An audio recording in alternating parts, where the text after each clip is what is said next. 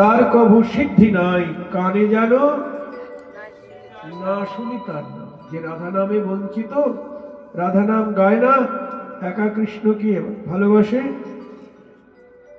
রঘুনাথ দাস গোস্বামী বলছেন, রঘুনাথ দাস গোস্বামী, যারা আমার রাধাকে বাদ দিয়ে একা কৃষ্ণকে ভজনা করে, তাদের মুখ যেন আমার না দেখতে পায়। জয় রাধে রাধে।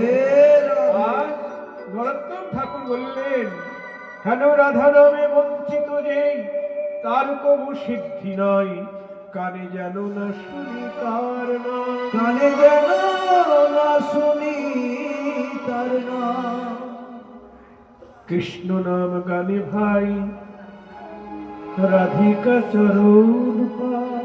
কৃষ্ণ নাম গানে ভাই, রাধিকা চরণ পায়। রাধা নামে পাই সে গোবিন্দ, রাধা নামে পাই সে গোবিন্দ। সংক্ষেপে কহিল কথা, ঘুচাও মনের ব্যথা, অন্য কথা মিথ্যা সব দ্বন্দ্ব। অন্য কথা দিতা সব দ্বন্দ্ব। কৃষ্ণ নাম করলে কাকে পাওয়া যাবে? রাধা। অনেকে রাধা রাধা বলছে, রাধা রাধা বলছে, হ্যাঁ, কিন্তু কৃষ্ণ কৃষ্ণ বলছে না। আচ্ছা, রাধা নাম করলে তো কৃষ্ণ খুশি হবে, রাধাকে খুশি করতে গেলে কি করতে হবে বলুন? কৃষ্ণ নাম গাইতে হবে তো না, রাধা রাধা বললেই হবে। সাধু সাবধান সাধু সাবধান সাধু। সাবধান। আমাদের গৌড়ীয় সম্প্রদায়ের এটাই অভিমত,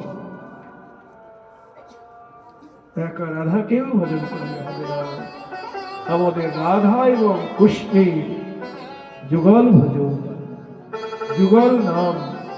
এই যে 16 নাম 32 অক্ষর একটু আগে বলা হলো, এটা রাধা এবং কৃষ্ণের যুগল মন্ত্র।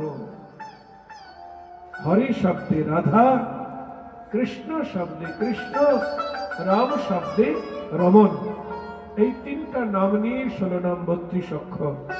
হরি শব্দে রাধা, কৃষ্ণ শব্দে কৃষ্ণ, রাম শব্দে রমন। ত্রেতা যুগের রাম নয়, বলরাম নয়।